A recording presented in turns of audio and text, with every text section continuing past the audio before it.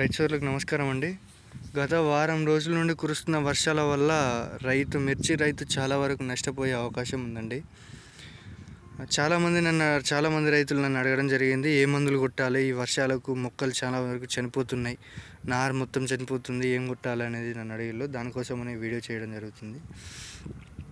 First of all, గత 10 రోజుల నుండి వర్షాలు పడుతుండడం వల్ల ఎప్పటికీ భూమిలో తేమనయ్యో ఇట్లా ఇప్పుడు కూడా చిన్న వర్షం పడుతుందండి, తుంపర ఇట్లా ఎప్పటికీ తేమ ఎక్కువ ఉండడం వల్ల ఏంటిదంటే తెగుళ్ళు, కాండం మచ్చ తెగులైనా, వేరుకుళ్ళు తెగుళ్ళైనా చాలా వరకు సోకే అవకాశం ఉందండి. నారుకు భూమి లెవెల్ దగ్గర కాండం కుళ్ళిపోయి చనిపోద్దండి.